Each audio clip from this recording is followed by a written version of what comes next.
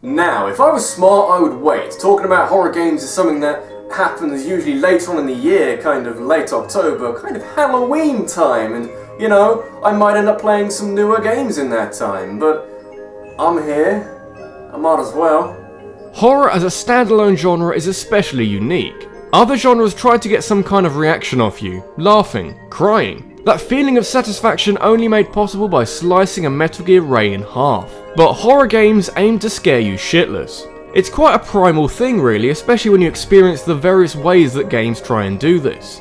And I know some people have become desensitized to all the typical horror tropes and therefore aren't disturbed by them anymore. But I'm ranking these games on how creatively and how effectively the developers try to invade your nightmares. Those sick fuckers.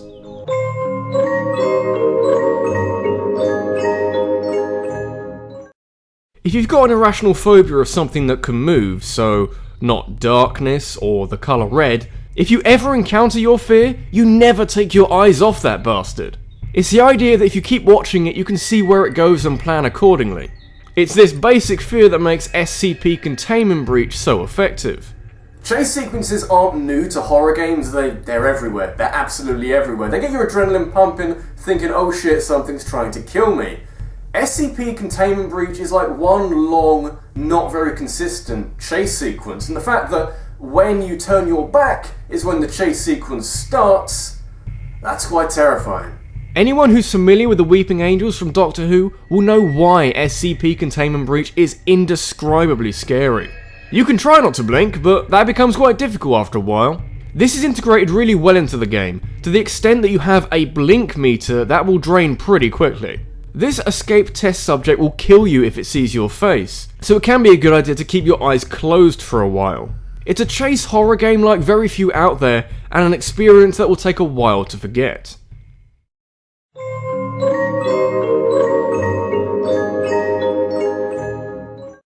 There's quite a distinct line between survival horror games and horror games. It's a bit confusing, but in survival horror games you have so much ammo if you're shooting people, and you have a lot of control over what you're doing. You're just kind of sorting out the problem rather than being really scared by it. In horror games, you're in trouble. You haven't got a lot of help, and you just gotta go off your instinct, frankly. In space, no one can hear you wet yourself, and Dead Space plays to its potential better than a lot of other horror games ever do. You can have a great story and addictive gameplay, which honestly Dead Space didn't really do that much, but horror lives off an unsettling ambience. You get that right and you can go to bed on a mattress made of money. Spaceship goes missing, send a fleet of engineers of no combat experience to sort it out, and up steps Isaac Clarke. Whether it's the usual horror game trait of feeling totally unequipped for the task in hand, or how you turn around slower than wind erosion, Dead Space comes with this unnerving sense that at any point, something is going to go wrong. And hell, if it's your first time playing, it almost certainly will, giving you a front row seat to your own creatively grisly demise. The feedback the game gives you isn't in the form of a radar or even much of a HUD, but in the shape of what actually happened on the spaceship in question. You can try and piece together what's going on, but you're fucked either way.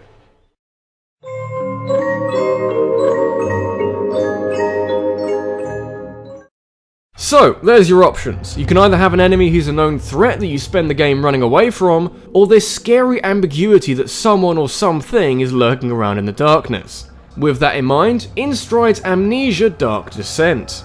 One way or another, this game got very popular quickly, which in turn brought it to my attention. It's had expansions and updates added over time, but the original game still stands head and shoulders above the rest. Like Dead Space, it exudes this air of impending doom, but like SCP, it's also pinpointed to one specific threat. Sure, you'll have all sorts of psychological issues to keep you occupied, but you still have to go about your business with this invisible supernatural bad guy shadowing your every move. Try and hold on to your sanity when you've got this guy lurking around, leaving behind all this fleshy residue. And that's the remarkable thing about Amnesia, it's how it links gameplay and story together in a way rarely seen in video games. It's one thing being a little creeped out by a game, but Amnesia is something more.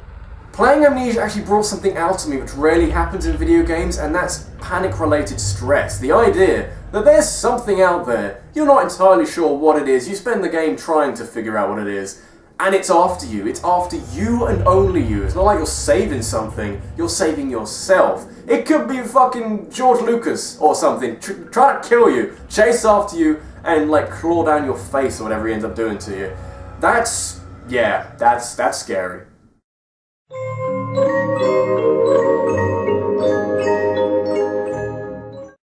I really like Resident Evil 4. I think it's a lot of fun despite everything to do with Ashley Graham and the occasional cutscene ruining QuickTime event. Those waves of rampaging locals, that awesome merchant guy, running the fuck away from regenerators, it's a true classic. But is it a horror game? Damn. It's pretty much going back to the argument of the line between survival horror and genuine horror games. I mean, Resident Evil 4, for all its qualities and all its amazing ability to thrill you, it's not really a horror game. You have too much ammo, you have too much control over your situation. There's the fucking merchant guy who gives you stuff. You have to pay him, but he gives you stuff, but not a lot, to be honest. And there are moments of panic, but usually it's while you're reclined in your chair enjoying a nice cutscene and then suddenly a fucking boulder's trying to kill you. That's not really a horror trait. So with Resident Evil out of the picture, where do we turn next? Well, we can't look further on in the series because that's a terrible idea. So that leaves us with just the one option. Time to turn the clock back to 1996 when this horror mega series was just getting started. Resident Evil 1 is legendary for more reasons than I have time to mention in this video. You can look at legacy and what became of this series before Capcom ruined it, or the hammy dialogue making Jill sandwiches all day and all night. It was a simpler time back then, but no less scary, let me assure you. If anything, its simplicity and tank controls only add to the fear. There's not a lot scarier than a zombie dog leaping through a window and awkwardly maneuvering yourself away from it. And this is what the original Resident Evil did, what Resident Evil 4 didn't. When you're unprepared, clumsily staggering through narrow hallways, you can cut the tension with a hacksaw.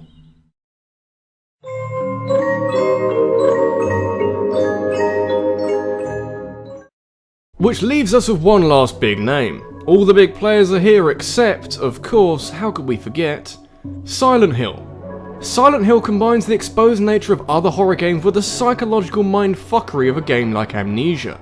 But while Dark Descent leaves you literally in the dark, Silent Hill gradually feeds you a story to chew on. More specifically, Silent Hill 2 gives you a scenario, a goal, and then proceeds to tear your mind apart. You don't have to be a die-hard horror game fan to have heard of Pyramid Head, and within the game, they're responsible for some of the most shuddering moments in video game history. Even more so when you're told what their purpose in the game is. When they're handing out awards for the best game of the year and most bestest graphics or whatever people care about nowadays, Silent Hill 2 isn't going to win many of those because it is a flawed game. There are some pretty noticeable problems with it, but it is an experience game. It's a game you sit down, you play, you absorb, and suddenly realise that the experience in question is a little bit weird. As a horror game, this is as good as it gets. Very rarely do you get such a seamless blend of visuals, sounds, and ambient undertones of death and destruction hiding around every corner. It's a twisted game that just keeps on twisting as you play through it, throwing both genuine scares and more subtle ones that eat away at you as you journey through. There's parts of it that are openly beautiful, and I think that's what makes the horror even more apparent. This has been RabbidLuigi, and I hope this has taught you that you don't need to fill a horror game full of jump scares for it to be scary. You can get into people's minds, you can render them helpless to the environment around them and all the bad guys in the environment around them. And to be honest, I need to end this video off pretty quickly before I get the urge to put a jump scare in it.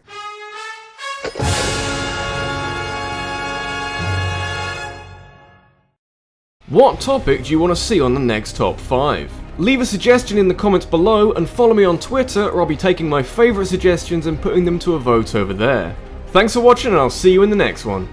Hey guys, hope you enjoyed that. I'm just starting to get used to the whole weekly countdown thing, and I know I've done 2 Zelda months and a Mario month, which, you know, they had a top 10 every week, but that was just 1 month per year. It's a little bit different. I don't know, the videos are a little shorter, so it should be fine.